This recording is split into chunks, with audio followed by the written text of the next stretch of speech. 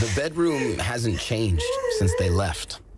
Stuffed animals on the bed, their clothes in the closet.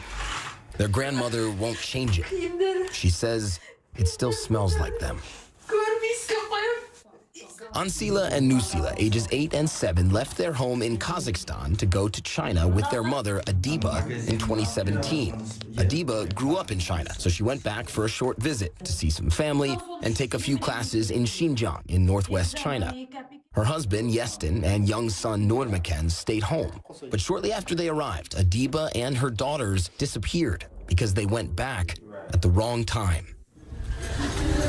Xinjiang is the region where the U.S. says China has put up to 2 million people, nearly all Muslims, in detention camps over the last few years.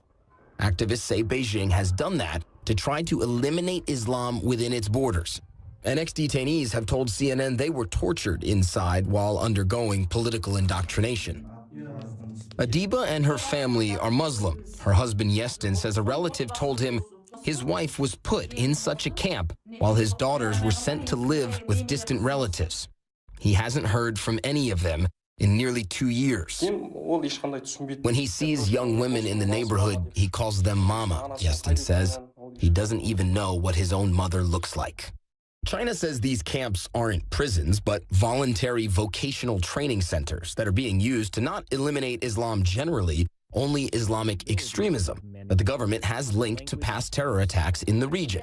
So authorities play propaganda videos like this one on state-run TV to show happy Muslims cheerfully learning. They interview some who have supposedly been, quote, reformed, steered away from a life of terrorism. But even if that's true, Yestin says that still does not explain why his wife was locked up. My wife is not a terrorist, he says. She has nothing to do with it. I can't express with words how much pain I feel when I think of her there. We asked Chinese authorities what happened to Adiba. They did not reply to our question. So we went to Xinjiang ourselves, to some of the most remote parts of China, traveling thousands of miles in all. We went to 6 places, both to see what is happening here and in one town to try and find Adiba. Ethnic Muslim minorities have lived here for centuries. Uyghurs, Kazakhs, and others, culturally distinct from the Han Chinese who dominate the rest of the country. But now, every day, they're forced to prove that they're not a threat to the state. Cameras watch their every move, in some places positioned every 50 meters. While Han Chinese regularly breeze through the myriad police roadblocks, anyone we saw who appeared to be a minority got stopped. Racial profiling appears rampant. But all that is likely still better than life for those that end up in places like this. Detention camps designed for Muslim ethnic minorities, like this one outside the city of Kashgar. What China calls a job training site to us looked a lot more like a prison. High walls, barbed wire, guard towers, things multiple experts told CNN are telltale signs of detention centers. Images like this are rare. Few people have seen camps like this up close because China's government tries to prevent reporters like us from seeing them. A police officer soon reminded us of that fact. What's happening here is that this police officer does not want us to film. But what we believe is that that's a camp right there. This is as close as we've been able to get. And right over there, we believe are family members, presumably, who could have family members inside that camp, and they're waiting to see them. China says it has nothing to hide here, but not only do they obstruct attempts to film or go inside the camps, they also prevent us from speaking to those who know anything about them. We tried to talk to this man who just brought food to his brother, who he says is being held in the camp. But before we could ask about life inside, plainclothes security surrounded us and told the man to be quiet.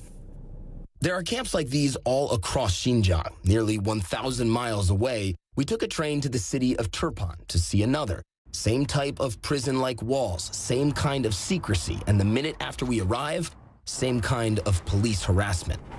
Ma'am, can you tell me what that is? Is this something that you don't want us to see? Why you are here?